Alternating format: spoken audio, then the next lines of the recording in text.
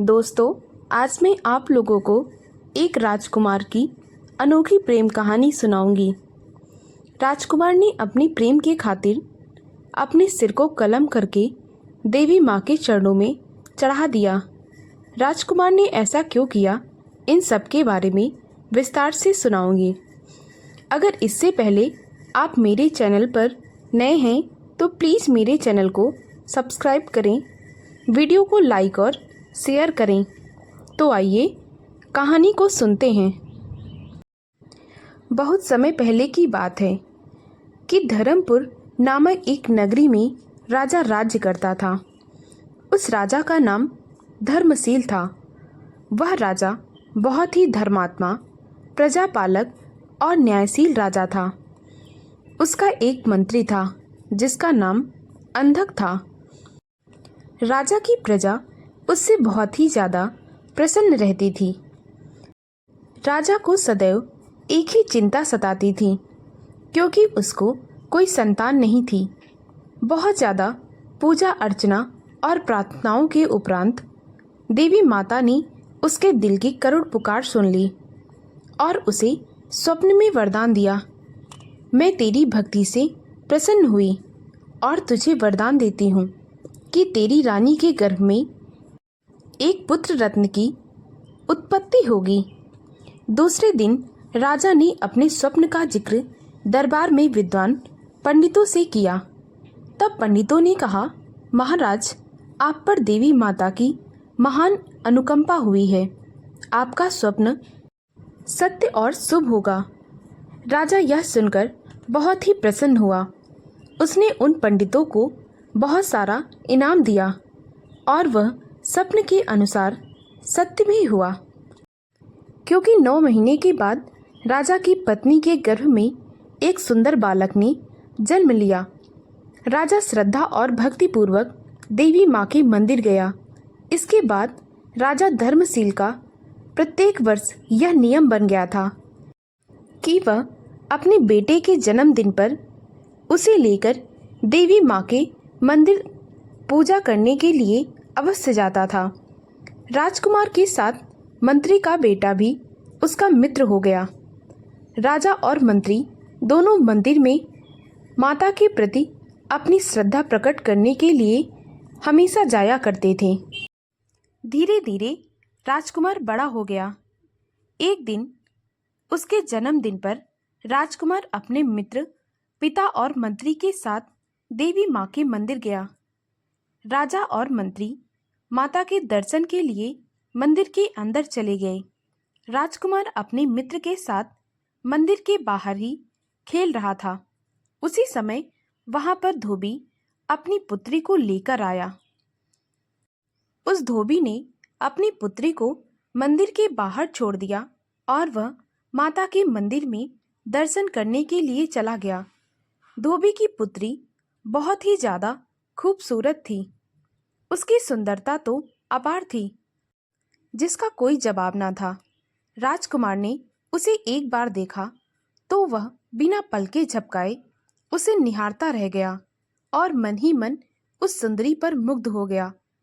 फिर देवी के मंदिर में जाकर माँ की प्रतिमा के सामने अपने सिर को झुकाकर उसने यह प्रतिज्ञा ली, हे देवी माँ, यदि आपकी कृपा से यह सुंदर लड़की मेरी जीवन संगिनी के रूप में मुझे मिल जाए तो मैं स्वयं अपने हाथों से अपना सिर काटकर आपके चरणों में चढ़ाऊंगा। और अगर आपने ऐसा नहीं किया तो मैं सारा जीवन बिना विवाह के ही इसके प्रेम में घुट घुट कर मर जाऊंगा। मैं इसके अलावा किसी और से कभी विवाह नहीं करूंगा। ऐसा प्रण करके राजकुमार देवी माँ के मंदिर के बाहर निकल आया। उसके बाद पुजारी द्वारा दिए गए प्रसाद को अपने मित्र के साथ बांटकर बड़े ही चाव से खाया। इसी बीच धोबी अपनी पुत्री को साथ लेकर वापस चला गया। तब राजकुमार ने अपने मित्र से कहा, प्रिय मित्र, मैंने भी प्रण कर लिया है कि यदि मैं जीवन में विवाह करूंगा तो केवल उस धोबी की पुत्री से ही करूंगा, अन्यथा अन्न जल सब त्याग कर दूंगा। भूखा प्यासा रहकर उसके मधुर मिलन की याद और तड़प को दिल में सजोए हुए इस दुनिया से सदा के लिए विदा हो जाऊंगा। उसे पाने के लिए यदि मुझे 1000 जन्म भी लेने पड़े तो मैं वह भी करूंगा। राजकुमार के मुंह से यह सब सुनकर वह मंत्री का बेटा कहने लगा, अरे मित्र, यह तुम क्या कह रहे हो? वह लड़की तुम्हारे साथ विवाह के योग्य नहीं है। तुम उसके साथ विवाह की कल्पना भला कैसे कर सकते हो? राजकुमार ने अपने मित्र की बात सुनकर पूछा, तुम यह कैसे कह सकते हो कि वह मेरे साथ विवाह के योग्य नहीं है? राजकुमार की बात सुनकर उसके मित्र ने उसे समझाते हुए फिर से कहा, देखो, तुम राजकुल के हो, वह मात्र एक धोबी की पुत्री है। तुम्हारा समाज में एक विशिष्ट स्थान है। विवाह अपने बराबर के व्यक्तियों में ही होना अच्छा लगता है। मात्र यौवन एवं सौंदर्य की एक झलक देखने से ही विवाह संपन्न नहीं हो जाते। इसके लिए जाति, सामाजिक मान सम्मान व प्रतिष्ठा का भी ख्याल रखा जाता है। क्या तुम्हें ऐसी आशा है कि राजा रानी इस विवाह के लिए मान्यता प्रदान करेंगे? क्या उनके दिल में ऐसी इच्छाएं उत्पन्न नहीं होती होंगी कि उनका पुत्र और उनकी बहू के रूप में किसी सुंदर व स्वर्ण गुण संपन्न राजकुमारी को ब्याह कर ले आए? जब उन्हें इस बात का पता लगेगा कि उनका पुत्र उनकी आशाओं की शीश महल को चूर चूर कर रहा है, तो उन पर क्या गुजरेगी? क्या कभी तुमने यह सोचा है? यदि तुम अपने माता पिता की भावनाओं की कद्र नहीं कर सकते, तो तुम्हें उनकी भावनाओं को ठेस पहुंचाने का भी अधिकार नहीं है। तुम मेरी बात को मानो और धोबी की पुत्री के साथ विवाह की जिद को छोड़ दो। इसी में तुम्हारा और राजकुल का हित है। राजकुमार कहने लगा, क्या तुम जानते हो, संयोग से मैं उस समय ही उसके पिता को पहचान गया था, जब वह मंदिर से बाहर अपनी पुत्री को अपने साथ ले जाने लगा। देवी माँ के मंदिर में जात पात, ऊंच नीच का विचार किए बिना कोई भी आ जा सकता है।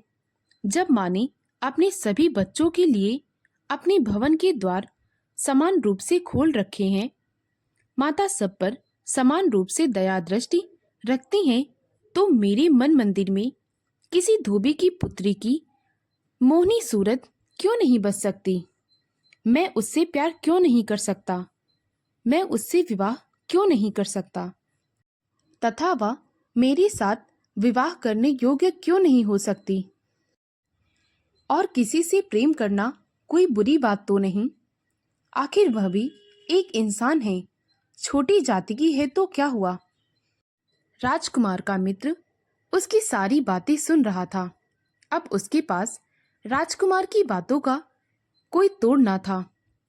उसने कोई उत्तर ना दिया। फिर वे दोनों लौटकर महल आ गए। वहां आकर राजकुमार ने धोबी की पुत्री के वियोग में खाना पीना सब त्याग दिया और वह पूरी तरह से उदास रहने लगा। जैसे ही नौकरों को इस बात का आभास हुआ, उन्होंने जाकर यह सूचना महाराज को दे दी।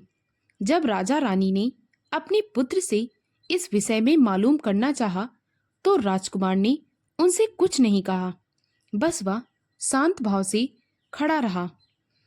आखिर में राजकुमार का मित्र कहने लगा, महाराज, राजकुमार ने देवी माता के मंदिर में उनकी मूर्ति के सामने खड़े होकर यह प्रण किया है कि यदि उनका विवाह धोबी की सुंदर कन्या से नहीं होगा, तो वह अपना शीश कटाकर देवी माँ को अर्पण करेगा, अन्यथा उसके प्यार में अन्न जल का परित्याग करके अपने जीवन को समाप्त कर देगा।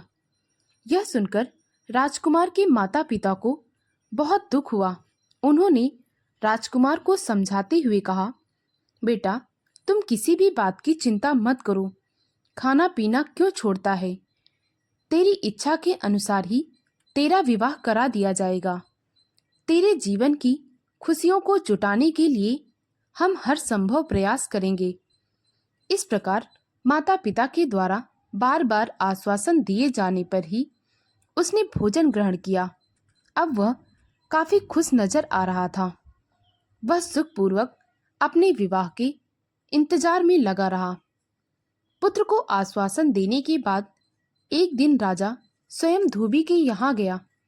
राजा को देखकर धोबी हाथ जोड़कर खड़ा हो गया और विनम्रता के साथ कहने लगा, कहिए अन्नदाता, आपने यहाँ आने का कष्ट कैसे किया? अगर आपने मुझे बुला लिया होता तो मैं राज दरबार में स्वयं उपस्थित हो जाता। कहिए, मैं आपकी क्या सेवा कर सकता हूँ? मेरे अहोभाग्य कि आप हमारे घर पधारे हैं। मेरी कुटिया को पवित्र कर दिया है आपने। राजा कहने लगा, सुनो, आज हम तुम्हारे पास एक विशेष काम के लिए आए हैं। धोबी कहने लगा, आज्ञा दे महाराज, आपकी सेवा में तो मेरी जान भी हाजिर है।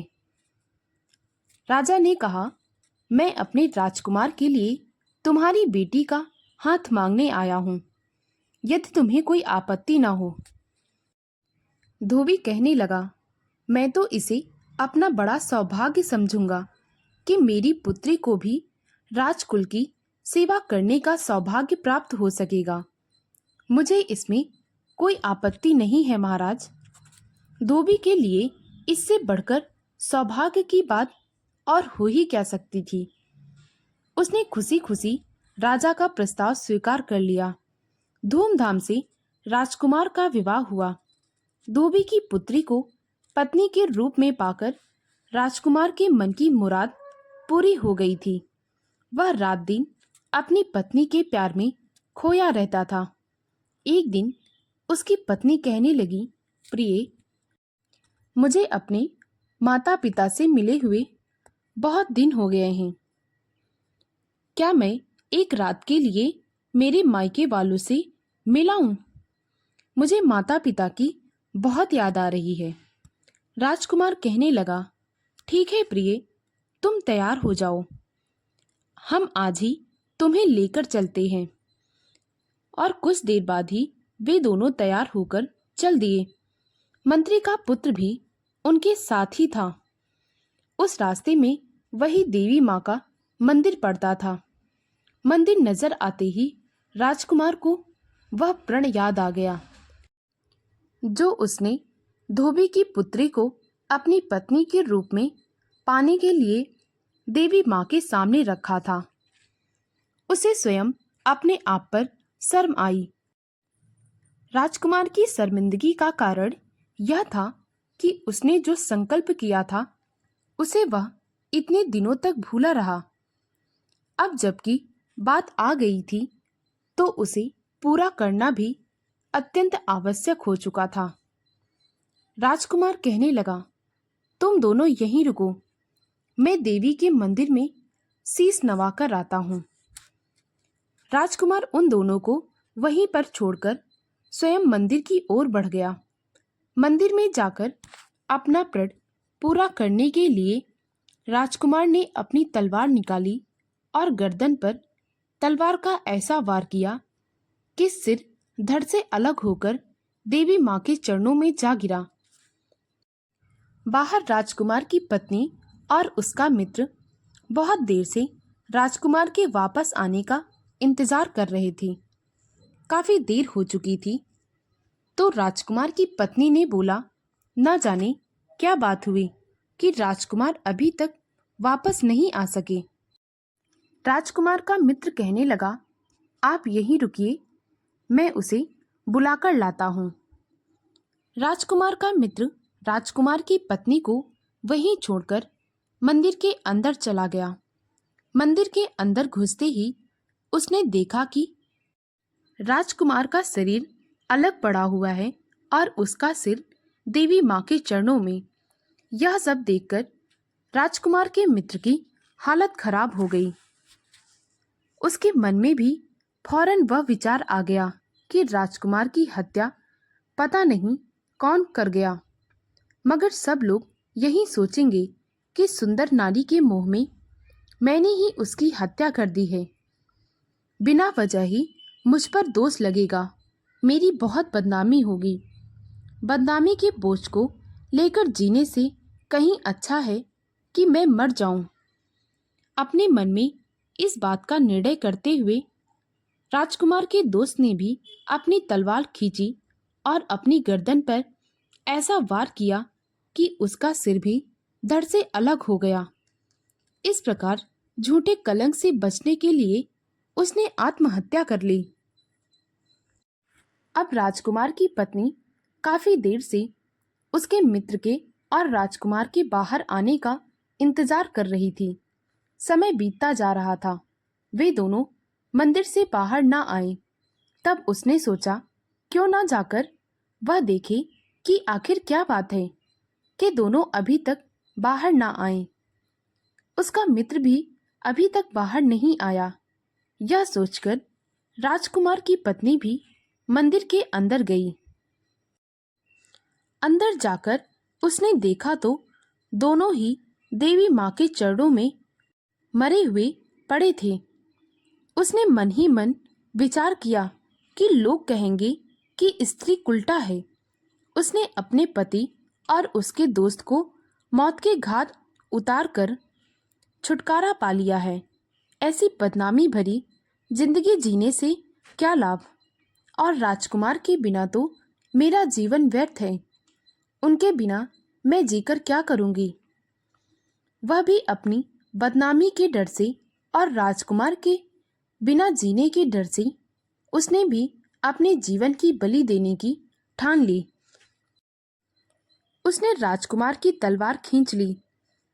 वह अपने प्राण त्यागने ही जा रही थी कि अचानक से देवी माँ प्रकट हो गई और उसका हाथ थामकर खुश होकर बोली, बेटी, मैं तुम्हारे पति के प्रति प्यार को देखकर बहुत ज्यादा प्रसन्न हो गई। बोलो बेटी, जो चाहिए सो मांग लो। बताओ तुम क्या चाहती हो। देवी माँ को देखते ही वह उनके गले लग गई और फूट फूट कर रोने लगी और बोली, हे देवी माता, यदि आप मुझ पर सचमुच प्रसन्न हैं तो मैं अपने पति व उसके मित्र का जीवन दान मांगती हूँ। आप इन्हें पुनः जीवित करने की कृपा कीजिए। देवी माँ ने प्रसन्न होकर कहा, ऐसा ही होगा। तू अपने पति और उसके मित्र के सिरों को उनके धड़ से मिला दे और मैं उन्हें जीवित कर दूंगी। देवी से इस प्रकार का आश्वासन पाकर राजकुमार की पत्नी ने उनके सिरों को उठाकर धड़ों से जोड़ दिया। देवी ने दोनों मृतक शरीरों पर अमृत छिड़ककर उन्हें जीवित कर दिया और वहां से गायब हो गई। परंतु जब दोनों जीवित होकर उठ खड़े हुए तो राजकुमार की पत्नी यह देखकर हड़बड़ा गई। जल्दी में उसने गलत शरीरों से गलत सिर जोड़ दिए थे। वह घबराकर सोचने लगी कि अब पति के रूप में वह किसको अपनाए। कुछ देर बाद उसने अपनी बुद्धि से उन दोनों में से किसी एक को पति के रूप में स्वीकार कर लिया।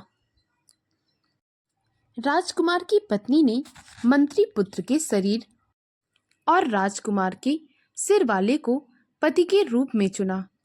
इसका कारण यह है कि वृक्षों में कल्पवृक्ष श्रेष्ठ होता है, शरीर में मस्तक श्रेष्ठ होता है। इसीलिए उसने उसे ही अपना पति स्वीकार किया जिस शरीर पर राजकुमार का सिर लगा हुआ था। अब राजकुमार, उसकी पत्नी और उसका मित्र राजकुमारी के मायके गए और फिर वहां से अपने घर को वापस लौट आए। वे दोनों सुखी सुखी अपना जीवन व्यतीत करने लगे। राजकुमार ने देवी माँ से जो प्रण किया था उसे पूरा किया। दोस्तों, अगर आपको मेरी कहानी अच्छी लगी हो तो प्लीज़ मेरे वीडियो को लाइक और शेयर करें और मुझे ज़्यादा से ज़्यादा सपोर्ट करें ताकि मैं आप लोगों के लिए और भी अच्छी अच्छी कहानियाँ ला सकूं।